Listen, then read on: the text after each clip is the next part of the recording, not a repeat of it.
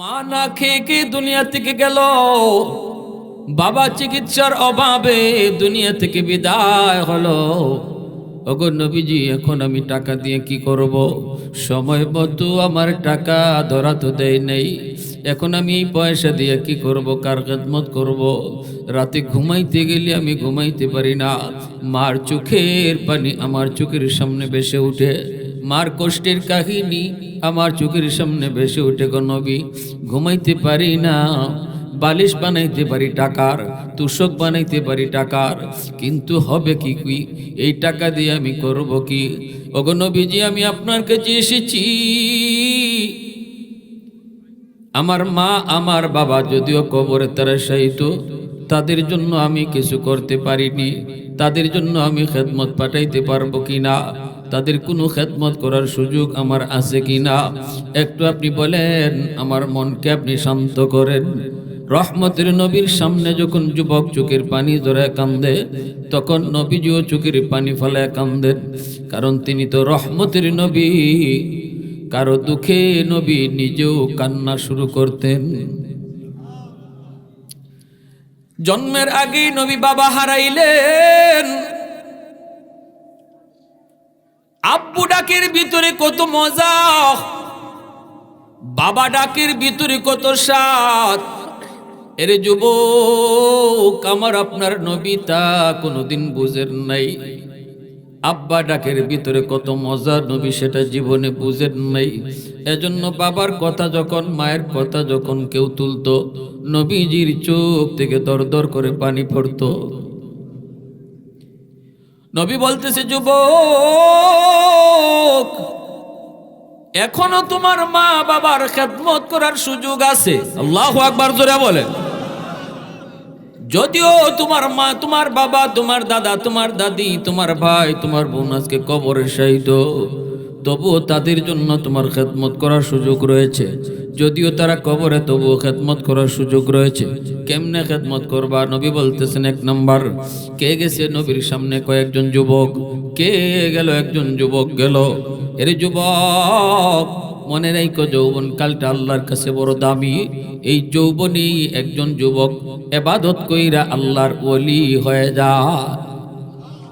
আল্লাহর ওলি হওয়ার বয়স হলো যৌবন কাল। যৌবনী আল্লাহর ওলি হতে হয়। এই জমিনে যত আল্লাহর ওলি হয়েছেন, যৌবন কালে ওলি হয়েছেন। আল্লাহু আকবার। একজন বৃদ্ধ মানুষের সেজদা আর যুবকের সেজদা সমান না বেশ কম আছে? হাজারো বৃদ্ধ মানুষের সেজদা যদি এক পাল্লায় রাখা হয়, আর একজন যুবকের সেজদা, একজন যুবতীর সেজদা যদি এক পাল্লায় রাখা হয়, তাহলে যুবক যুবতীর সেজদার পাল্লা ভারী হয়ে যায়। কারণ নবীজি বলেছেন, লা ওয়ারআকাল কাফি আও কামা ক্বালা নবী আলাইহিস সালাম। নবীজি বলেন, জাননি, সুযোগ ছিল যার গুনাহ করার, শক্তি ছিল যার গুনাহ করার, শারীরিক ক্ষমতা আছে গুনাহ করার, সুযোগও ছিল তার গুনাহ করার। কেউ দেখতো না, কেউ কিছু বলতো না, কেউ কিছু টেরো পাইতো না। এরপরও যে আল্লাহর ভয়ে গুনাহ করে না, নবীজি বলেন, সেই হলো তোমাদের ভিতরে আল্লাহর ওয়ালি। বৃদ্ধ মানুষ, বুড়া মানুষ গুনাহ করার ইচ্ছা থাকলেও বয়সে সব গুনাহ করতে পারে না। ঠিক কিনা জোরে বলে? বয়সের কারণে সব গুনাহ করতে পারে না। কিন্তু যুবক চাইলে সে আজকে এরকম এই জায়গায় সে গানেরও একটা আয়োজন করতে পারতো। এর যুবক, এজন্য মনে রাখো, যৌবন কালটা আল্লাহর বড় দামি কাল। এই যৌবনের হিসাবটা আল্লাহ আলাদাভাবে নিবে। আন উমরিহি ফি মা আফনাহু ওয়া আন শাবাবিহি ফি মা আবলাহু। ও আমার মা বোনেরা, খেয়াল করে একটু মন দিয়ে শুনো। নবী বলেছেন, সমস্ত জীবনের হিসাব তো আল্লাহ তোমার আমার কাছ থেকে নিবে, কিন্তু যেই বয়সটাতে তোমার গায়ে শক্তি ছিল, গুনাহ করার সুযোগ ছিল, গুনাহ করার ইচ্ছা চাহিদাও ছিল, এই বয়সটা তুমি কেমনে কাটাইছো, কেমনে তুমি পার করছো রে, এই হিসাবটা আল্লাহ আলাদাভাবে নিব। এই হিসাব পারবার না করিয়ার পর আবার কথা কইতেছো সামনে। আমার ওয়াজে ডং নাই, সং নাই, কিচ্ছু নাই, তোমরা মজাও পাইতা না। যাও গা বাড়ি বাবা, যাও।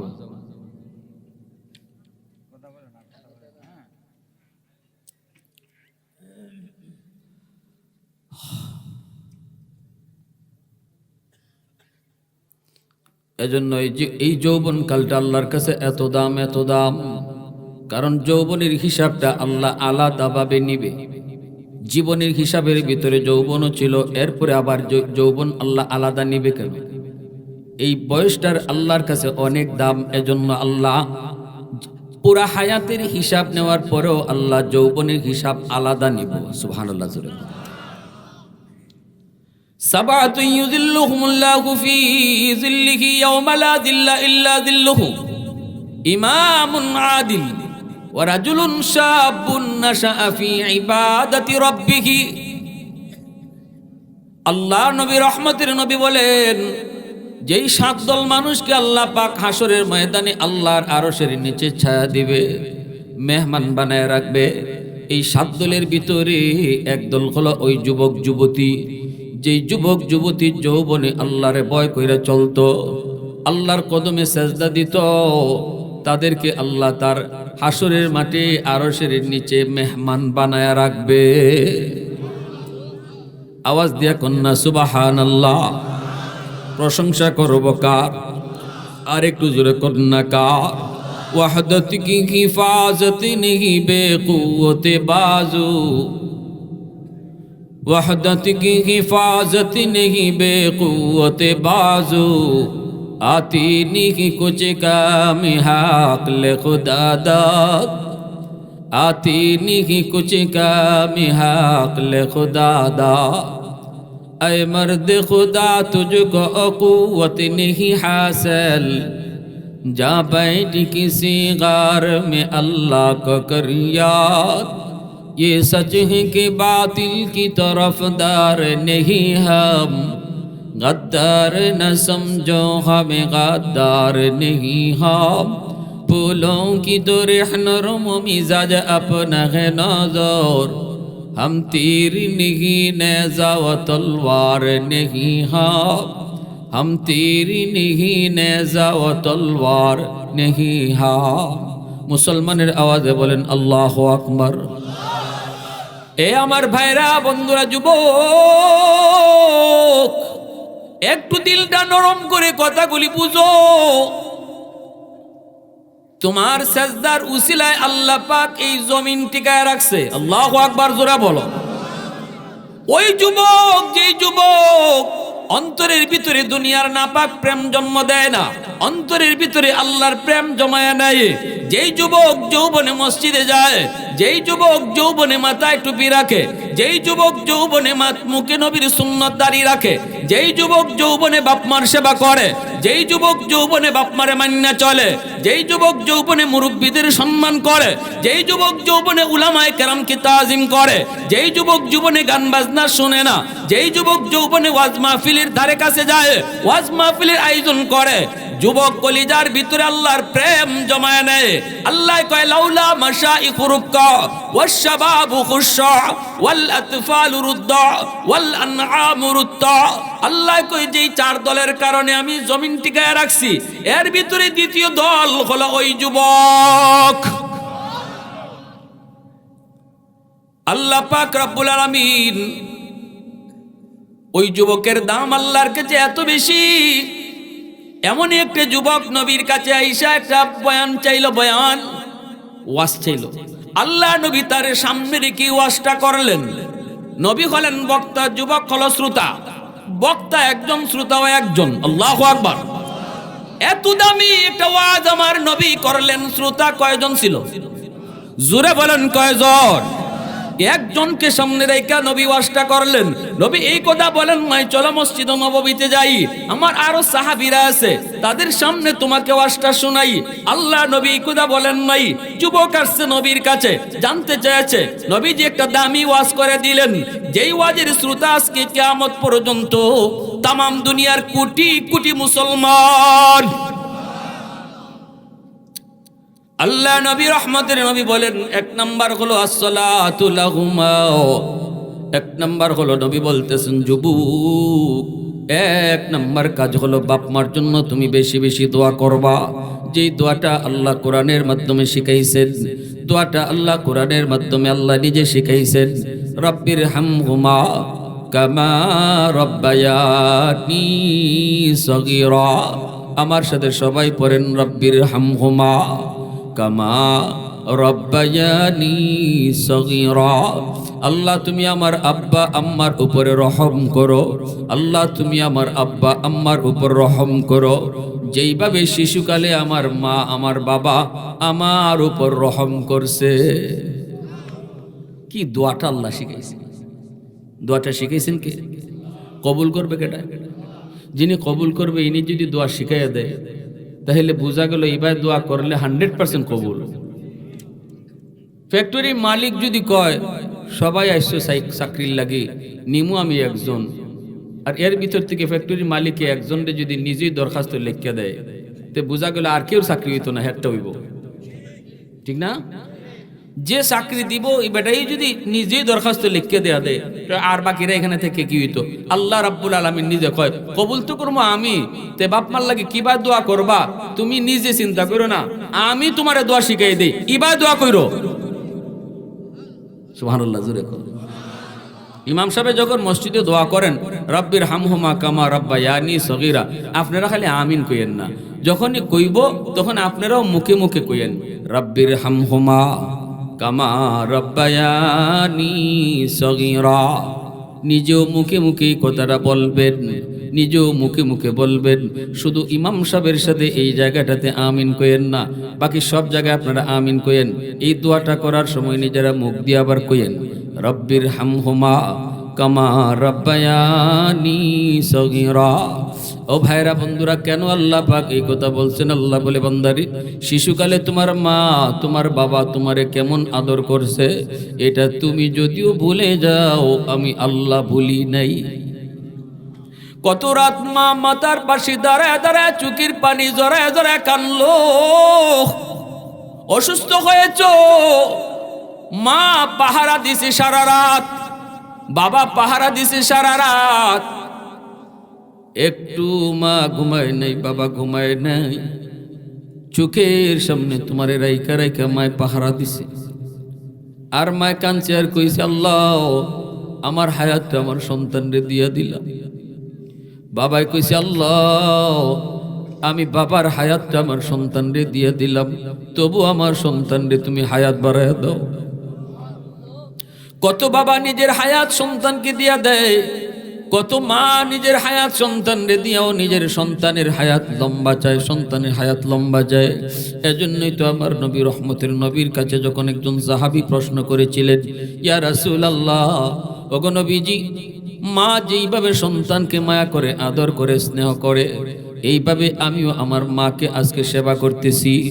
নবী কয় কেমনে? কয় আম্মা তো আমারে তুলায় তোলায় শিশুকালে খাওয়াইছে, এখন তো মা বৃদ্ধ, আমিও মাকে তুলায় তুলায় খাওয়াই। মা তো আমাকে শিশুকালে নিজের হাতে গোসল করাইছে, আমিও আজ নিজের হাতে মার গোসল করাই। মা তো আমার প্রস্রাব পায়খানা পরিষ্কার করতো নিজের হাতে, আমিও আজ বৃদ্ধ বয়সে মা আর প্রস্রাব পায়খানা নিজের হাতে পরিষ্কার করি। আমি তো মাকে আমার মাথায় নিয়া গলায় নিয়া বাইতুল্লাহ তওয়াফ করি। ওগো নবীজি জানতে চাই বদলা ওইছে নি, বদলা ওইছে নি? নবী কয় বদলা হয় নাই। সুবহানাল্লাহ, জোরে কর। সাহাবী কয় ইয়া রাসূলুল্লাহ কেন গো নবী, আমি তো মা যা করছে তাই করতেছি। কখনো মা তুলায় তুলায় খাওয়াইছে, মুখে নিয়ে খাওয়াইছে, আমিও মারে মুখে নিয়ে খাওয়াই। প্রস্রাব পায়খানা মা নিজের হাতে পরিষ্কার করছে, আমিও কাজের মহিলা দিয়া না নিজের হাতে পরিষ্কার করি। বউকে ধরতে দেই নাই, আমি সন্তান আমি ছেলে নিজের মার প্রস্রাব পায়খানা নিজের হাতে পরিষ্কার করি। কেন কেন বদলা হবে না? আল্লাহর নবী বলেন হয় নাই, সাহাবী হয় নাই। এখনো তোমার মার সেবা আর তোমার সেবার মধ্যে আসমান জমিন তফাৎ। সাহাবী জানতে চাইলেন নবী গো কেন, কারণটা কি বুঝি নাই। আল্লাহর নবী কয় তাহলে বুঝাই শুনো। আজ তুমি তোমার মার খেদমত যখন তুমি করো, তোমার অন্তরে হলো দোয়া, মা তো আর বেশি দিন বাঁচবে না, কয়দিনই বা মা মাস বাঁচবে। মার লম্বা হায়াতের দোয়া তোমার অন্তরে নাই। প্রস্রাব পায়খানা পরিষ্কার করো ঠিক, কিন্তু মার লম্বা হায়াতের দোয়া তোমার অন্তরে নাই। কিন্তু শিশুকালে তোমার পায়খানা মায় যখন পরিষ্কার করতো তখন অন্তরে দোয়া রাখতো, আল্লাহ আমার সন্তানরে তুমি লম্বা হায়াত দিও। সুবহানাল্লাহ। তুমি তো এখন এই চিন্তা করো কষ্ট আর কয়দিন, মা আর কয়দিন বা বাঁচবে, কয়দিন বা বাঁচবে, এই চিন্তাটা তোমার মাথায় থাকে। বৃদ্ধ হয়ে গেছে, এই কষ্ট যদি করিও আর কয়দিন করবো। কিন্তু মা যখন তোমার এই কষ্টটা করতো তখন কইতো, আল্লাহ আমার মানিকরে তুমি লম্বা হায়াত দিও, ওলি বানাইও, বাদশা বানাইও, এরকম বড় বড় দোয়া করতো। সুবহানাল্লাহ। এজন্য আল্লাহ নবী কই, যুবক, এক নাম্বার কাজ হলো মার জন্য বাবার জন্য দোয়া।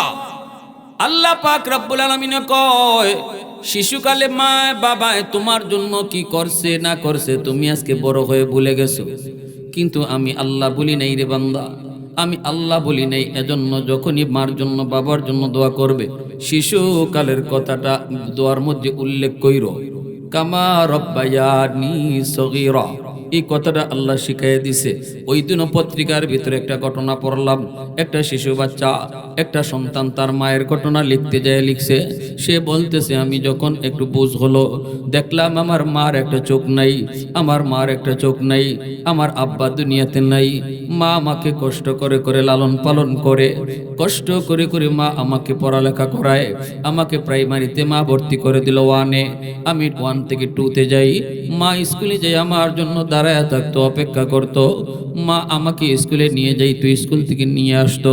আমার ক্লাসমেটেরা বলতো, তোর মার একটা চোখ নেই, দেখলে ভয় লাগে, দেখলে বড় ভয় লাগে, দেখলে বড় ভয় লাগে, কেন এমন করে, কেন কই স্কুলে আইতো না, কই স্কুলে আইতো না।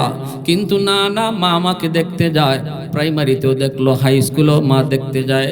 এইভাবে মাকে যতই নিষেধ করি, মা কয়, না রে বাজান আমি পারি না, বাজান আমি পারি না, সারাদিন তোমাকে না দেখলে আমি মা থাকতে পারি না, কারণ দুনিয়াতে আমার আর তো কেউ নেই বাজান, সারাদিন আমি না দেখে থাকতে পারি না। আমি কলেজে গেলাম, ভার্সিটিতে গেলাম, এরপরে আমি সুন্দরী মেয়ের সাথে একটা ভালোবাসায় জড়ায় তার সে বিয়ে করে ফেললাম, ঢাকা শহরেই থাকতে শুরু করলাম, মাকে ভুলে গেলাম। সমাজে এমন বহু কুলাঙ্গার সন্তান আছে, শহরে থাকে, গ্রামের মার বাবার খবর নেয় না। আজ সে এমন হয়ে গেছে, মার খবর নাই, গরিব মা গরিব বাবা কত আশা করে সন্তানকে লেখাপড়া করাইলো, আজকে লেখাপড়া কইরা শহরে বউ নিয়া বাচ্চা নিয়া তাকে, মার খবর নেয় না, বাবারও খবর নেয় না। এইদিকে দক্ষিণী মা, সন্তান মাকে বললেও মা কোনোদিন সন্তান বলতে পারে না রে। রাতের বেলা ঘুমাইতে গেলে শিশুকালের স্মৃতি মার চোখের সামনে ভাসে, মায় কান্দে, বাবায় কান্দে। ওই যুবক শহরে থাকে, আর এদিকে তার মা কষ্ট পায়, ছেলে আসে না, একবারও মার খবর নেয় না। মানুষের কাছ থেকে খবর নিয়া ঠিকানা লইয়া মা চলে গেল ঢাকা শহরে, গিয়া সন্তানের বাসার সামনে যে মায় নক করছে, সন্তান দরজা খুইলে দেখে মা। তখন মারে দেইকে তার মেজাজ আরো গরম হয়ে গেছে, বলতেছে, মা তুমি কেন আইছো, তোমার একটা চোখ নাই, দেখলে বড় ভয় লাগে, বিশাল গর্ত, ভয় লাগে, স্কুল জমানায় তোমারে কইছি, কোনোদিন তুমি কথা মানো নাই, আজকে বিয়ে করে বউ নিয়ে সুন্দর সংসার শুরু করলাম, আমার বউ যদি তোমার এই চোখটা দেখে সেও তো ভয় পাবে, কেন তুমি আইছো, কেমনে তোমারে কইমু তুমি আমার মা। এই কথা বলতেই মা দরজার সামন থেকে আসমানের দিকে মুখটা উঠাইয়া কই, বাজান রে আমি থাকতে আসি নাই, আমি তোর চেহারাটা এক নজর দেখতে আইছি। বাজান আমি ভিক্ষা নিতে আসি নাই, সাহায্য নিতে আসি নাই, মন বলতেছে হয়তো বেশি দিন আর বাঁচবো না, এজন্য তোর এক নজর দেখতে আইলাম। ছেলে দেখলো, মাকে বিদায় দিল, এরপর ঘরে ঢুকাইলো না, বেশ কিছুদিন পরে ছেলে বলতেছে আমার গ্রামের পাশে একটা অনুষ্ঠান, এই অনুষ্ঠানে তারা আমাকে অতিথি করলো। আমি অনুষ্ঠানে যোগ দেওয়ার পর চিন্তা করলাম পাশের গ্রামেই তো আমার গ্রাম, মারে একটু দেখে যাই। আসছি বাড়িতে আইসা দেখি দরজা বন্ধ। ডাক দিলাম মা, দরজা কেউ খুলে না। মা কে ডাক দিই, দরজা খুলে না। একটা মহিলা দরজা খুলল। আমি জিজ্ঞেস করলাম মা কোথায়? মহিলা এটা আপনি বাড়ির সাহেব? বলে হ। মা কোথায়? আপনার মা এক সপ্তাহ আগে দুনিয়া থেকে বিদায় হয়েছে। যাবার সময় আপনার কথা কতবার বললো আর কতবার চিৎকার করে কাঁদলো আর কইল আমার মানিকরে এক নজর দেখাও গো। তার বাবা মারা যাওয়ার পর আমার মা, আমার বাবা, আমার ভাই সবাই আসছিল আমাকে নিয়ে যাবে, অন্যত্র বিয়ে দেবে।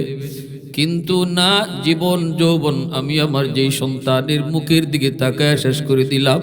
আমার ওই সন্তানটারে মরণের সময় তোমরা একটা নজর দেখাইবানি, কিন্তু কে জানে আপনি কোথায়, কেউ তো জানে না। এই যে নেন, মৃত্যুর আগে একটা চিঠি দিয়ে গেছে, আমাকে বলছে কোনোদিন যদি আপনি আসেন চিঠিটা আপনার কাছে দিতাম। নেন চিঠিটা নেন। ছেলে বলতেছে চিঠিটা হাতে নিয়ে চিঠিটা খুললাম, খুইলা দেখি মার হাতের লেখা। মায় লেখছে বাজান জানি না কোন দিন মার খবর নিতে তুমি আইবা। বাজান রে, মার একটা চোখ নাই, বিশাল গর্ত, দেখলে তুই ভয় পাইতি, কিন্তু কোনোদিন মারে জিগাও নাই মা গো তোমার চোখটা কি হলো, কেমনে কি হলো, একদিনও জিগাও নাই। আমি মাও নিজের থেকে বলি নাই, আজকে মরণের আগে চিঠির মাধ্যমে লিখে গেলাম চোখটা আমার কি হয়েছে। শিশুকালে তোমার টাইফয়েড জ্বর হয়েছিল, একটা চোখ তোমার নষ্ট হয়ে গেছে। ডাক্তার বলছিল এই জায়গায় আর একটা চোখ যদি বসানো না হয় তোমার দুটো চোখ নষ্ট হয়ে যাবে। আমি ডাক্তারকে বলেছিলাম ডাক্তার আমার চোখটা নিয়ে যাও। আমি মা আমার নিজের চোখটা দিয়া তোমার চোখ বাঁচাইছি। আল্লাহু আকবার জোরে কোন। এই চিঠি পইরা যুবক অজ্ঞান হইয়া মাটিতে পইরা মা মা কয়ে কান্দে। যুবক রে, সময় গেলে মা মা কয়ে কান্দেও কোনো লাভ হবে না। তোমার জীবনের সফলতা এই যে বাতি লাগানো, লাইট জ্বলবে না যদি পাওয়ার হাউস থেকে লাইন ওকে না করো। তোমার আমার জিন্দগির ভিতরে আল্লাহ পাক এমন কিছু লাইট লাগাইয়া দিছে, জ্বালায় দেয় নাই। জ্বালানোর জন্য আল্লাহ কইছে পাওয়ার হাউস থেকে লাইন ওকে করো। পাওয়ার হাউস হলো তোমার জীবনে মা বাবা। ওই বাপ মা থেকে যদি দোয়া রাখো, দোয়া জারি রাখো, আল্লাহ তোমার জিন্দগির বাতি আল্লাহ জ্বালায় দিবে। ব্যবসায় সফলতা পাইবা, চাকুরিতে তুমি সফলতা পাইবা, লেখাপড়ায় তুমি বরকত পাইবা, দুনিয়ার জীবনে শান্তি পাইবা, হায়াতের ভিতরে আল্লাহ বরকত বাড়ায় দিব। তোমার সন্তানকে আল্লাহ মানুষের মতো মানুষ বানাইব যদি মা বাবার দোয়া থাকে। আল্লাহু আকবার জোরে কও। কারণ নবী বলেছেন তিন ব্যক্তির দোয়া বদ্ধ আল্লাহর দরবারে সরাসরি কবুল হয়ে যায়। সালাসাতুন দাওয়াতুম মুস্তাজাবাতুন লা শাক্কা ফীহি দাওয়াতুল মাজলুম ওয়া দাওয়াতুল মুসাফির ওয়া দাওয়াতুল ওয়ালিদি আলা ওয়ালাদিহি। মজলুমের দোয়া বদদোয়া আল্লাহর দরবারে সরাসরি কবুল। এজন্য সমাজের মধ্যে যেই মানুষগুলা দুর্বল, এদের উপরে কখনো জুলুম কইরো না, এদের উপরে কখনো জুলুম কইরো না। তোমার ঘরে তোমার বউ হলো তোমার কাছে সবচেয়ে বেশি দুর্বল। কারণ আল্লাহর বান্দি মা বাবা ভাই বোন সবার মহব্বত পাইয়া যেই বাড়িতে বড় হয়েছে ওই বাড়িটাকে জীবনের জন্য পর বানায়া, স্বামী তোমার হাত ধইরা অচেনা অজানা মানুষগুলাকে আপন বানাইয়া জীবনের জন্য বাপ মারে পর বানাইয়া চইলা আসছে। স্বামী তোমার গরিশ, তোমার বেবি আসছে, তোমার স্ত্রী সাথে ভাই আসে নাই, বোন আসে নাই, রক্তের কেউ আসে নাই। এই ঘরের মধ্যে তোমার বিবি হলো দুর্বল, সবাই হলো তোমার লোক। যদি তোমার মুখ থেকে কোনো কথা এসে কষ্ট পায়, হাত দিয়া যদি তুমি তারে কোনো কষ্ট দাও, মনে রাখো সে যদি চোখের পানিটা ফালায় আল্লাহর জমিন বরদাস্ত করে না। দুর্বলের পানির ফোঁটা জমিন সইতে পারে না, সাথে সাথে আল্লাহর আদালতের ফাইলে গিয়ে জমা হয়ে যায়। বহু মহিলা আছে এমন, নতুন বউ স্বামীর বাড়ির কষ্টের কথা মারে জানায় না, বাবারে জানায় না। কারণ মায়ে কষ্ট পাবে, বাবায় কষ্ট পাবে, নিজে নিজে হজম করে নে। পাকঘরে যায় কান্না করে একা, বাথরুমের ভিতরে যায় কান্না করে একা একা, আল্লাহ তুমি আমারে কোন বাড়িতে পাঠাইছো? এই বাড়ির মানুষগুলি এত কঠিন, এরা আমাকে আপন করে নিতে পারলো না গো আল্লাহ। আল্লাহ আমাকে কোনো দাম দেয় না। স্বামী কোন স্বামীর হাতে তুমি আমারে দিছো, একটু ভালোবাসা দেয় না। এই চোখের পানিটা ফুট যদি মাটিতে ফালায় যুবক, মনে রেখো জিন্দেগির নামাজ রোজা হজ যাকাত লইও, আল্লাহর কাছে তুমি মুক্তি পাইবা না। যদি স্ত্রীর উপরে জুলুম করো আর সে যদি আল্লাহর আদালতে চোখের পানি ফালায়া মামলা দেয়, এজন্যই নবী বলেছে মজলুমের দোয়া বদদোয়া। সাবধান, দুর্বলের কাছ থেকে পারলে দোয়া নিও, কখনো বদদোয়া নিও না। এমন আচরণ কইরো না যেই আচরণে দুর্বল কষ্ট পায়, কারণ তার মামলা আল্লাহর আদালতে ডাইরেক্ট হয়। ইত্তাকি দাওয়াতাল মাজলুম ফাইন্নাহু লাইসা বাইনাহা ওয়া বাইনাল্লাহি হিজাব। 2 নম্বরে নবী বলেন ওয়াল মুসাফির ওয়া দাওয়াতুল মুসাফির, মুসাফিরের দোয়া বদদোয়া এটাও আল্লাহর দরবারে সরাসরি কবুল হয়ে যায়। 3 নম্বরে নবী বলছেন বাপ মার দোয়া বদদোয়া এটাও কিন্তু আল্লাহর দরবারে সরাসরি কবুল হয়ে যায়। বাপ মা দোয়া করলো আল্লাহর দরবারে কবুল, বদদোয়া দিল কবুল। এই কথাটা আমি কইছি না নবী কইছেন? জোরে কও না আমি না নবী? নবীর কথার মধ্যে কোনো সন্দেহ আছে নি? আব্দুল কাদের জিলানী, মঈনুদ্দিন চিশতির মতো এত বড় বুজুর্গ যদি তোমার বাড়িতে দাওয়াত করে খাওয়াও, এরা যদি তোমার জন্য হাত উঠায়, হাজারো আব্দুল কাদের জিলানী হাত উঠাইলো, দোয়া কবুল হবে কি হবে না কোনো গ্যারান্টি নেই। কিন্তু রহমতের নবী বলেছেন মা যদি হাত উঠায়, বাবা যদি হাত উঠায়, এই দোয়া কবুল হবে, গ্যারান্টি আছে। এজন্য বলি একটু দিলটা নরম করে কথাগুলি বুঝো। আমার নবী রহমতের নবী, মায়ার নবী ওই যুবককে বলতেছেন, যুবক মার জন্য বাবার জন্য মুর্তেকানের জন্য কিছু পাঠাইবা, এই দোয়াটা তুমি পড়ো। 2 নম্বরে নবী বলেন ওয়াল ইস্তিগফারু লাহুমা, তাদের জন্য তুমি দান সদকা কইরো, তাদের জন্য তুমি কিছু খরচ কইরো, তাদের জন্য দোয়ার আয়োজন কইরো। এই যে আমার মা বোনেরা আজকে মাহফিলের আয়োজনটা করছে, নবী কয় যদি মুর্তেকানের জন্য তুমি এরকম কিছু খরচ করো, এই সবটুকু আল্লাহ পাক সাথে সাথে মুর্তেকানের কবরে আল্লাহ পৌঁছায় দেয়। 3 নম্বরে নবী কয় ইনফাজু আহদিহিমা মিন বাদিহিমা, সাথে সাথে আল্লাহ পৌঁছায়। একটা ঘটনা কই, জুনাইদ বাগদাদি নাম শুনছেন না আপনারা?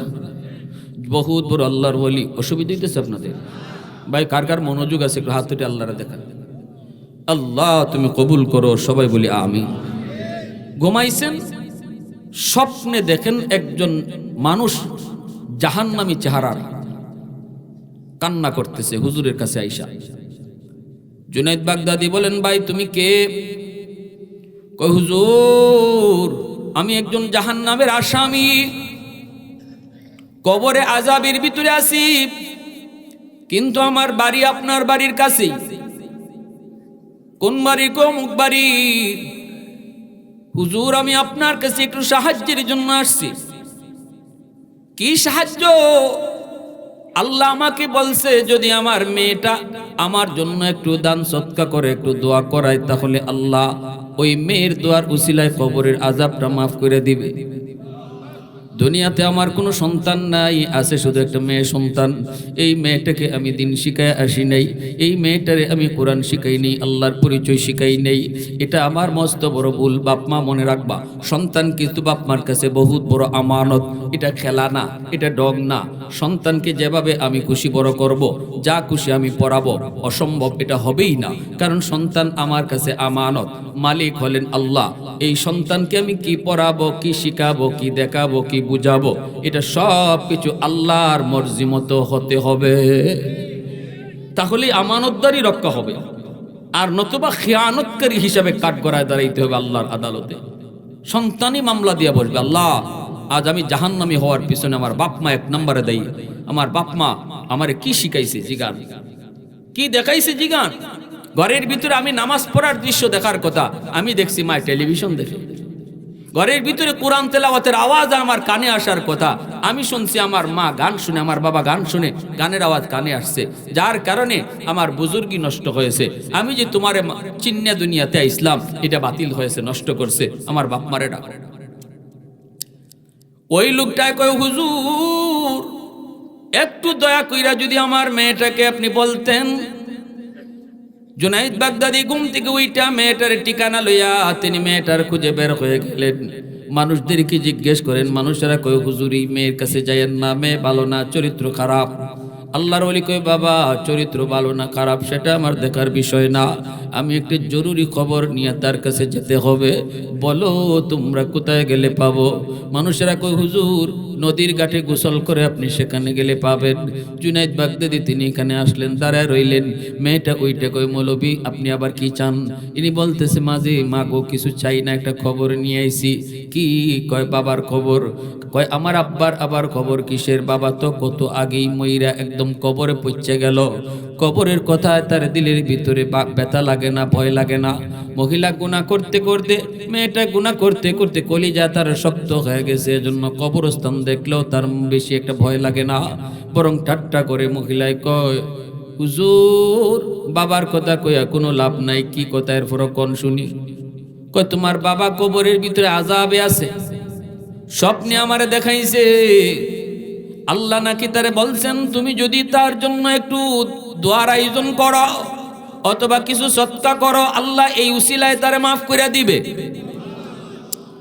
সন্তানের কোনো দান, সন্তানের কোনো কিছু বাপ মার জন্য আল্লাহ পাক নগদ কবুল করে নেয়। এ যুবক, আজ আমি যদি আমার বাপ মার নামে দান করি, আগামীকাল আমার সন্তানও আমার নামে দান করব। ঠিক কিনা জোরে বলেন? সন্তানকে দান করা শিখায় যাও, সন্তানকে নামাজ পড়া দেখায় যাও, সন্তানকে কোরআন তেলাওয়াত শিখায় যাও। নেক কাজ সন্তানকে তুমি নিজের হাতে শিখাও। মসজিদে যাও, সেখানে নিজে দান কইরো না, সন্তান সাথে থাকলে সন্তানের হাত দিয়া টাকাটা দেওয়াও। এই করলে পরে সন্তান দান করা শিখবে। সালাম করা তুমি নিজে শিখাও, সন্তানকে আগে নিজে সালাম দাও, আসসালামু আলাইকুম ওয়া রাহমাতুল্লাহ। সন্তান সালাম করা শিখুক, এটা হলো বাপ মার জিম্মাদারি। বাপ মা হলো তার প্রথম শিক্ষক, ঘর হলো তার প্রথম বিদ্যালয়। এজন্য বাপ মার কাছ থেকে যা শিখে মরণ পর্যন্ত সেটা থাকে। ঘরের ভিতরে সন্তান যা দেখে মরণ পর্যন্ত এটা আসর করে। সালাম করা শিখাও, এটা বাপ মার জিম্মাদারি। ডান হাতে খানা খাইতে হয়, বিসমিল্লাহ কয়া খানা শুরু করতে হয়। আল্লাহ খুশি হয়, বাচ্চায় কইব আম্মু আল্লাহ খুশি হইলে কি হয়? বলে আল্লাহ তোমার জান্নাত দিব। ছোট বাচ্চা বুঝে না, কইব জান্নাত কারে কয়? বাচ্চারা শুধু প্রশ্ন করে, তুমি দুই কথায় বুঝাইয়া দাও, জান্নাত হলো সুখ শান্তির জায়গা। এইভাবে করলে আল্লাহ নারাজ হয়। আল্লাহ নারাজ হলে কি হয়? জাহান্নামে যেতে হয়। জাহান্নামে কাকে বলে? কয় আযাব গজবের জায়গা। এই কথাটা সন্তানের কলিজায় তুমি শিশুকালে ঢুকাও। জান্নাত নাম, জান্নাত নাম, জাহান্নাম শব্দটা কলিজায় ঢুকায়া দাও শিশুকালে। এটা পাথরে খোদাই করে লিখে দেওয়া হয়। শিশুদের দিল দিমাগ কাদা মাটির মতো। শিশুকালে যা বুঝাইবেন, যা দেখাইবেন, যা শুনাইবেন, এটা মরণ পর্যন্ত আসর থাকে। মাটি শক্ত হয়ে গেলে লিখা যায় না। গাছের চারা বড় হয়ে গেলে পানি দিলেও লাভ হয় না। চারা গাছে পানি দাও, ঠিক কিনা জোরে বলেন? আর এজন্যই আমরা উলামায়ে কেরাম বলি, শিশুকালে বাচ্চারে মাদ্রাসায় পড়াও, 5 বছর অন্তত নুরানি মাদ্রাসায় পড়ান। এরপরে তারে ডাক্তার বানাইয়েন, ইঞ্জিনিয়ার বানাইয়েন। 5টা বছর মাদ্রাসায় পড়াইলে তার ওই দিল দিমাগের ভিতরে আল্লাহর নাম, নবীর নাম, পরকালের কথা, জান্নাত জাহান্নামের কথা কলিজায় লিখে দেওয়া হবে। এটা সে কোনোদিন ভুলবে না। জুনাইদ বাগদাদি কয় মা, এই খবরটা দেওয়া মাত্রই মেয়েটার মন বিন্দু পরিমাণ নরম হলো না। গোনা করে করে কলিজা শক্ত। সাথে সাথে এক মুষ্টি পানি হাতে নিয়ে জুনাইদ বাগদাদির দিকে ঢিল মারছে। কয় নেন, আমার বাপের লাগি সদকা করলাম। জুনাইদ বাগদাদি তিনি বড় কষ্ট পেলেন, শরীরটা সরায় ফেললেন, বডিতে পানিটা লাগে নাই। এত বড় বুজুর্গ জুনাইদ বাগদাদি, আল্লাহু আকবার জোরে বলেন। কষ্ট পাইছেন, চলে গেলেন, রাতের বেলা ঘুমাইছেন, স্বপ্নে দেখেন ওই লোকটা জান্নাতি চেহারা লইয়া আজকে হাজির হইছে। জুনায়েদ বাগদাদি কই, বাবা কেমন করে তোমার পরিবর্তন হলো? মেয়ে তো তোমার কোনো ফায়দা করে নেই, মেয়েটা তো তোমার জন্য কোনো উপকার করে নেই। বাবা বলতেছে, হুজুর আমি আপনার কৃতজ্ঞতা জানাইতে এসেছি। আমার মেয়েটাকে এই খবর যখন দিছেন, মেয়েটা যখন আপনার দিকে পানি ঢিল মারছে, এই পানিটা কিন্তু আপনার গায়ে লাগে নাই, পানিটা পড়ছে মাটিতে। যেই জায়গায় পানিটা পড়ছে ওই জায়গায় দীর্ঘদিন যাবত একটা পোকা পানির তৃষ্ণায় ছটফট ছটফট করে। ওই পোকার মুখে যখন পানিটা পড়ছে, পোকাটা পানি খায়া তার জীবন রক্ষা হয়েছে।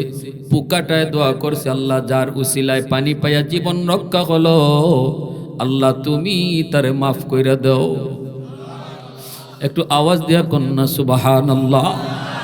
मैं तालिब मौला हूँ मेरे इश्क़ निराला, मैं तालिब मौला हूँ मेरे इश्क़ निराला, है जुमला जहाँ जिनके तजल्ली से उजाला, है जुमला जहाँ जिनके तजल्ली से उजाला, मा दर्द जहाँ गैर खुदा यार नदारम, जुजियात खुदा ही चिदिगर कार नदारम। आवाज दिया कौन अल्लाहु अकबर, आरो जोरे अल्लाहु अकबर। অতএব মা একটু ভালো করে শুনো গো মা, সন্তান তোমার কাছে বহুত বড় আমানত। মার দায়িত্ব বাবার চেয়ে বেশি, মার দায়িত্ব বাবার চেয়ে বেশি, কারণ বাবার থেকে মাকে সন্তানরা বেশি টাইম পায়। গর্বে ছিল তাও মায়ের গর্বে, দুধ খাওয়াইছে তাও মায়ে খাওয়াইছে। এজন্য যখন ঘরের ভিতরে বাচ্চা হাঁটা চলা করে তখন মাকে বেশি টাইম পায়, বাবাকে কম টাইম পায়। বাবা কিন্তু বাহিরে বাহিরে থাকে, এজন্য মায়ের আসর যে সন্তানের উপরে বেশি পড়ে। মা যদি নামাজি হয়, এই নামাজের আসর সন্তানের উপরে তাড়াতাড়ি পড়ে। পেটে সন্তান নিয়ে যদি মা বেশি বেশি মিষ্টি খায়, সন্তান বড় হওয়ার পরে মিষ্টি প্রিয় হয়। পেটে সন্তান নিয়ে যদি মা বেশি বেশি টক খায়, সন্তান বড় হওয়ার পরে টক প্রিয় হয়। পেটে সন্তান নিয়ে মা যদি বেশি বেশি ঘুমায়, সন্তান অলস হয়। পেটে সন্তান নিয়ে মা যদি টুকটাক কামকাজ করে, এই সন্তান কর্মঠ হয়। পেটে সন্তান নিয়ে মা যদি গান শুনে, সন্তান বড় হওয়ার পরে গায়ক হয়। পেটে সন্তান নিয়ে যদি মা বেশি বেশি কোরআন তেলাওয়াত করে, সন্তান অল্প দিনে হাফেজে কোরআন হয়। সন্তান পেটে নিয়ে যদি মা বেপরদায় চলে, তাহলে সন্তানে ব্রেন ডিলা হয়, প্রতিবন্ধী হয়। সন্তান পেটে নিয়ে যদি মা পর্দায় থাকে, তাহলে এই সন্তান বড় হওয়ার পরে মেধাবী হয়, ব্রেইনি হয়, মেধাবী হয়, ব্রেইনি হয়। মা বাবার মান সম্মান ইজ্জত বাড়ায় যদি মা সন্তান পেটে নিয়ে পর্দায় থাকে। অতএব মা শুনো, কিয়ামতের ময়দানে আল্লাহ পাক সন্তানের ব্যাপারে বাবারে যদি জিগায় একবার, মারে জিগাইব দুইবার। হাদিস শরীফ আল্লাহ নবী বলেন, আল মারআতু রাইয়াতুন আলা বাইতি যাওজিহা ওয়া ওয়ালাদিহি। স্বামীর ঘরের জবাব চাইব আল্লাহ, আরেকটা জবাব চাইব সন্তান কিভাবে লালন পালন করছো। এটা মারে আল্লাহ আলাদা জিগাইব, আলাদা। কারণ বাবার চেয়ে মার টাচে সন্তান বেশি ছিল, ঠিক কিনা জোরে বলে। এজন্য মা আজও আব্দুল কাদের জিলানী দুনিয়াতে আসার আল্লাহ দরজা খোলা রাখছে, মঈনুদ্দিন চিশতি আসার দরজা আল্লাহ খোলা রাখছে। নবী আসার দরজা বন্ধ, কিন্তু ওলি আল্লাহ আসার দরজা আল্লাহ বন্ধ করে নাই। চিশতির মার মতো মা হও, আল্লাহ আজও চিশতি জন্ম দিবে। জিলানির মার মতো, জিলানির বাবার মতো বাবা হও, আজও আল্লাহ জিলানির জন্ম দিবে, ঠিক কিনা জোরে কর। এজন্য মা পর্দার ভিতরে থাকো, সন্তান জিলানির মতো জিলানি হবে, তোমার সন্তানও জিলানি হবে। জিলানি আসার দরজা বন্ধ নাই, চিশতি আসার দরজা আল্লাহ বন্ধ করে নাই মারি। এজন্য বলি তুমি কিন্তু বহুত সন্তানের জন্য বহুত বড় একটা জিনিস, বহুত বড় মা। আদর্শ মা হওয়া কঠিন, খালি মা হওয়া সহজ, ঠিক না? হ্যাঁ, বাবা হওয়া সহজ, আদর্শ বাবা হওয়া কঠিন। আল্লাহ, এজন্য আমার মা বোনেরা শোনো, ঘরের ভিতরে তেলাওয়াত বেশি বেশি করো। যেই ঘরে মায়েরা কোরআন তেলাওয়াত বেশি বেশি করব, এই করে সন্তান অল্প দিনে হাফেজ হইব, আর এই করে স্বামী স্ত্রীর ভিতরে আল্লাহ মহব্বত বাড়াইয়া দিবে। কোরআন তিলাওয়াতে রহমত নাজিল হয়। মুসলমানের ঘরে আজকে রহমত নাই, খালি দ্বন্দ্ব, মারামারি, বাইয়ে বাইয়ে, বাপ বেটায়, স্বামী স্ত্রীতে। কেন অত অশান্তি? কারণ কোরআন তিলাওয়াতের আমল আজকে মুসলমানের ঘর থেকে উঠে গেছে। আজকের ওয়াজ থেকে যদি কথাটা অন্তত আপনারা আমার সাথে হাতটা উঠে কোন যে হুজুর দিনে একবার হইলো আমাদের ঘরে, আমার ঘরে কোরআন তেলাওয়াত হইতো, আমরা টাইম বেঁধে দিলাম, একদিন আমি, আর একদিন আমার বিবি, একদিন মেয়ে, একদিন ছেলে, এটা বইয়া আপনারা পরামর্শ করে লিবা। শোনো বাবা, শনিবারে কোরআন তেলাওয়াত কেডায় করবাই, রবিবারে কোরআন তেলাওয়াত কেডায় করবা, আধা ঘন্টাই করেন, বেশি না। কিন্তু দিনে যেন একবার হলেও মুসলমানের করে কোরআন তেলাওয়াত হয়, এটা কি খুব কঠিন কাজ? কি ভাই জোরে বলেন, এটা কঠিন কাজ? কারা কারা এটা মানতে রাজি আছেন একটু দেখান তো আল্লাহর হাত উঠে। আল্লাহ তুমি কবুল করো, জোরে কোন আমিন। আর মা বোনদের কাছে আবদার থাকবো, মা বোনদের কাছে হাত জোর অনুরোধ থাকবো, আপনারা ঘরে থাকেন, ঘরের শান্তিটা আপনারা বেশি চান। পুরুষ মানুষ বাহিরে থাকে, অনেক মারাই চায় সন্তান আমারে মান্য চলুক, স্বামীটা আমারে দিক, বুক ভরা ভালোবাসা দিক। ওষুধ একটা ওই ফজরের পরে কোরআন তেলাওয়াত করো, মাগরিবের পরে কোরআন তেলাওয়াত করো, অটো আল্লাহ ঘরের ভিতরে রহমত নাজিল করব। তাবিজের জন্য দৌড়ায় লাভ নাই, ফানি ফোরায় লাভ হবে না। সব দোষ তো এখন আমাকে হুজুররা, এত ফানি ফোরা আনি কোনো কাম হয় না, এত তাবিজ ফোরা আনি কোনো কাম হয় না। আরে হুজুরের ফানি ফোরা তাবিজ ফোরা আপনার ঘরে ঢুকতো কোন দরজা দিয়া? কোরআন তেলাওয়াত হয় না, রহমতের দরজা বন্ধ। প্রতিদিন টেলিভিশন চলে, গজবের দরজা খোলা। হুজুরে যে পানি পড়া দিল, এটা ঢুকতো কোন দরজা দিয়া? এই দরজাই তো বন্ধ। জুড়ে বলে, যেই জমানায় হুজুরদের কোরআন তেলাওয়াতে তাবিজ পড়া, পানি পড়া কাজ হইতো, ওই জমানায় ফজরের পরে মুসলমানের ঘর থেকে কোরআন তেলাওয়াতের সুমধুর আওয়াজ আসতো। ঠিক কিনা জুড়ে কন? আর এখন মুসলমানের ঘরের ফাঁস দিয়ে গেলে মনে হয় ঘরের সব মরে গেছে, কোনো আওয়াজই নেই। ওই এইবার আল্লাহ রসুল বলতেছে, যুবক শেষ দিয়াতে সংক্ষেপে শুনেন, আল্লাহ রসুল দুইটা আমলের কথা বলছেন। এইবার 3 নম্বর আমলের কথা রসুল বলেন, ইনফাজ আহদিহিমা মিন বাদিহিমা। যুবক বাপ মার জন্য কবরে কিছু পাঠাইবা, 3 নম্বর কাজ হইল মা বাবার কাছে কোনো ফাওনা যদি থাকে কারো, এই ফাওনা পরিশোধ করো।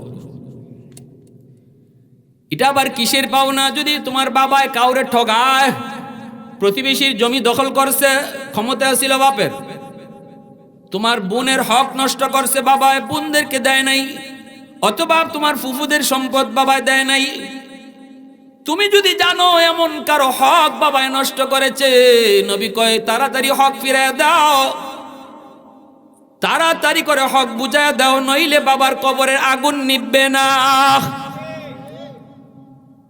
ফুফুদের হক তুমি বুঝায় দাও, তোমার বোনকে ডাকো, ডাইকে বোনের হক তুমি বুঝায় দাও। অনেক বাবা আছে মরার আগে বাপ ফুলার নামে লিখে দে জায়গা, মেয়েদেরকে ঠগাইবার লাগে।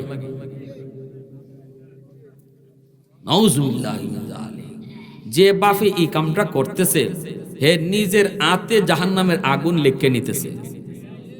ভালো করে বুঝছেন হুজুর আছেন এখানে। যে বাপে মেয়েদেরকে ঠকাইবার জন্য, মেয়েদেরকে না দেওয়ার জন্য, যে মরার পরে তো আমার মেয়ে কিছু বাকলই জীবুগা আমার ফুতেনদের কাছ থেকে, নাতে মরার আগে আমার ফুতের নামে সব লিখকে দিয়ে যাইমু, যে লিখতেছো এটা লিখতেছো না, জাহান্নামের আগুন নিজের হাতে লিখকে নিতেছো। ভালো করে বুঝছেন। আর যে ভাইয়েরা বইনের হক দিতেছো না, বাপ মারা গেছে এখনো বোনদেরকে বোনের হক বুঝাই দিতেছো না, আল্লাহ যেভাবে বাট করে দিছে এইবার দিতেছো না, মনে রাখো মইরা যাওয়ার পরে তোমার ফুতে এটা ফেরত দেবো কিনা গ্যারান্টি নাই, কিন্তু তোমার নামে মরার পরে তোমার ফুতে যদি 10টা 20টা গরু জবাই কইরা গোটায় এলাকার মানুষকে খাওয়াইয়া জিয়াফত করে, তবুও কবরের আগুন নিভবে না, নিভবে না, নিভবে না। আল্লাহ রসুল কথাই কয়ে গেছেন, রবি রসুল কইছেন, যুবক দেখো বাবার কাছে কেউ কারো কোনো ফাওনা আসেনি, এটা দ্রুত পরিশোধ করো, পরিশোধ করবায় সাথে সাথে কবরের আগুন নিভবে। 4 নম্বরে নবী বলেন, সিলাতুর রাহমিল্লাতি লা তুসালু ইল্লা বিহিমা। 4 নম্বরে নবী বলতেছেন, যুবক, বাবা দুনিয়াতে নাই, বাবার কবরে তুমি কিছু পাঠাইতে চাও, দেখো বাবার আত্মীয় স্বজন কারা দুনিয়াতে আছে, বাবার রক্তের মানুষ কারা আছে। বাবার রক্তের হলো চাচা, বাবার রক্তের হলো ফুফু, বাবার রক্তের হলো দাদা, বাবার রক্তের হলো দাদি। দেখো চাচা, চাচা তো ভাই বোন, ফুফু ফুফা তো ভাই বোন, দাদা থাকলে দাদা, তাদের খোঁজ খবর তুমি যত নিবা, যখনই ফোনটা দিয়ে তুমি কইবা, চাচা তুমি কেমন আছো, আমার নবী কয় যেন বাবার কবরেই তুমি ফোন লাগাইছো। কারণ বাবার রক্তের মানুষকে তুমি যত দেখাশোনা করবা, ততই আল্লাহ বাবার কবরে এই খবর পৌঁছায় দিব। মা দুনিয়াতে নাই, কিন্তু মার রক্তের মানুষ কারা আছে একটু দেখো। মার রক্তের মানুষ হলো মামা মামি, মার রক্তের মানুষ হলো খালা, মার রক্তের মানুষ খালা তো ভাই বোন, মামা তো ভাই বোন। এদের খোঁজ খবর তুমি যত নিবা, ততই আল্লাহ মার কবরে তোমার খেদমত পাঠায় দিব। আমি তো আজকে নিজে বড় লোক হয়ে গেলে নিজের রক্তের মানুষে পরিচয় দিতে চাই না, ঠিক না? চাচাতো ভাই যদি গরিব হয়, আমি যদি শিল্পপতি হই, চাচাতো ভাইয়ের পরিচয় দিতে চায় না, বাপের নামে 10টা গরু জবাই করে, লাভ নাই। 5 নম্বর আল্লাহ নবী কয় ইকরামু সাদিকিহিমা মিন বাদিহিমা। আল্লাহ নবী কয় 5 নম্বর আমলটা মনে রাখেন। নবী কয় যুবক, বাপ মার নামে কবরে কিছু পাঠাইবা, দেখো বাবা মার বন্ধু বান্ধব কারা দুনিয়াতে আছে। যাদের সাথে বাবা চলতো, ওই মানুষগুলাকে তুমি যদি পাও, বাবা যাদের সাথে চলতো তাদেরকে বাপের মতোই তুমি শ্রদ্ধা কইরো। বাবার বয়সের মানুষকে, বাবার বন্ধু বান্ধবকে বাবার মতো তুমি শ্রদ্ধা করবা। দেখলেই কইবা চাচা, সালামটা দিয়া কইবা চাচা 1 কাপ চা খায়া যান, চাচা একটা পান খায়া যান, চাচা আমাদের বাড়িতে একটু উঠেন। আব্বা থাকতে আব্বার সাথে কত আপনি চলছেন, আব্বা নাই আপনারও দেখি না, চাচা আসেন একটা চা খায়া যান। পারলে তুমি তারে 500টা টাকা দাও, একটা লুঙ্গি কিনা দাও। নবী কই যুবক, বাবার বন্ধুরে যখন তুমি একটা লুঙ্গি কিনে দিছো, মনে করবা যেন বাবার এই কবরে তুমি লুঙ্গি পরাইয়া দিছো। মা দুনিয়াতে নাই, মা যাদের সাথে চলতো, যে মহিলাদের সাথে মা চলতো, তাদেরকে ফাইলে মার নজরে দেখো, মার নজরে তাদেরকে দেখো, আর তাদেরকে খাওয়াইও, তাদেরকে ফরাইও, আদর কইরো, পারলে কিছু দিও। রাসূল কই যেটা দিতেছো এটা তারে দিতেছো না, এটা মারেই দিতেছো। এজন্য আল্লাহ রাসূল খাওয়ানো বইছেন আম্মাদান আয়েশা সিদ্দিকা রাদিয়াল্লাহু তাআলা আনহাকে লইয়া খাঞ্চা ভরা রুটি আল্লাহ রাসূল খাইতে পারেন না, নবীজির চোখ দিয়ে পানি পড়ে। আম্মাদান বলতেছে, ইয়া রাসূলুল্লাহ খান না কেন? নবী কইতেছে, আয়েশা আমার খাদিজার কথা মনে পড়ে গেছে, আমার খাদিজা ছিল দুঃখের দিনের বিবি, তোমরা তো সুখের দিনের স্ত্রী। খাদিজার সামনে আমি কোনোদিন এত রুটি নিয়ে কোনোদিন বসতে পারি নাই, এজন্য আমার চোখ দিয়ে পানি পড়তেছে। আয়েশা আমি খাইতে পারবো না, আমার খাদিজারে না দিয়া তুমি একটা রুটি আমার খাদিজারে দিয়াও। আম্মাদান কই, ইয়া রাসূলুল্লাহ আপনার খাদিজা তো কবরে শায়িত, রুটি দিমু কি কইরা? রাসূল কয় আমার খাদিজার বান্ধবী আছে এখনো দুনিয়ায়, নাম হলো নাফিসা, নাফিসার একটা রুটি দাও, আমার খাদিজারই রুটি দেওয়া হবে। 5টা আমলের কথা মনে থাকবে ইনশাআল্লাহ। 1 নাম্বার হলো দোয়া, 1 নাম্বার। 2 নাম্বার তাদের জন্য কিছু এরকম খরচ করা, ধর্মীয় লাইনে মসজিদ মাদ্রাসা দেওয়া, ওয়াজ মাহফিল আয়োজন করা। 3 নাম্বার হলো রাসূল কইছে ফাওনা থাকলে ফাওনা পরিশোধ কইরো। সাবধান, কারো হক যদি বাপ মার দ্বারা নষ্ট হয়ে থাকে, তুমি সন্তান যদি বাবা মার কবরে কিছু ফাটাইতে চাও, তাড়াতাড়ি হক ফেরত দিও আগে, আর নাইলে লাভ হইতো না। হক ফেরত দিও, মানুষের হক ফেরত দিও। 4 নম্বরে রাসূল কয় তাদের রক্তের মানুষ যারা আছে তাদের খোঁজ খবর নিও। আমি তো বলি মোবাইলের দিন, এখন বাড়িতে বাড়িতে যাওয়ান লাগে না, আমরা ডায়েরিটা লইয়া আত্মীয় স্বজনের নাম মোবাইলে আমরা ডায়েরিতে লিখতাম পারি, লিখিয়া এই আমার আব্বার আত্মীয় স্বজন, এই আমার মার আত্মীয় স্বজন, এদের নামটা লিখে ডান দিকে মোবাইল নাম্বারটা লিখিয়া উপরে লিখে রাখলাম। মাসে একবার এই নাম্বারগুলোতে ফোন দিতাম। যখনই তুমি মাসে একবার এই ডায়েরিটা লইয়া বইবাই, মোবাইলে কিছু টাকা ঢুকাইয়া আর ফোন দিতে থাকবাই, যে মামা কেমন আছো, মামি কেমন আছো, এরপরে ওই রকম নানা কেমন আছো, মামা তো বাইরে কইলে বাবা বাইরে তুই কেমন আছো। আল্লাহ রাসূল কয় প্রত্যেকটা ফোন মার কবরে যাইতেছে। দেখেন কি ওয়াজ। আর আমরা কি করি? আমরা মন গড়া করি, মন গড়া চলি। আর আল্লাহ রাসূল কি ওয়াজ শোনায় গেছে, এমন একটা দামি ওয়াজ রাসূল একজন যুবককে সামনে রেখে করছেন। সুবহানাল্লাহ। কয়জন যুবকরে? একজন শ্রোতা রেখে নবী ওয়াজটা করছেন। আল্লাহ আমাদের সবাইকে কথা মানার এবং সে অনুযায়ী চলার আমল করার তৌফিক আল্লাহ দান করুন।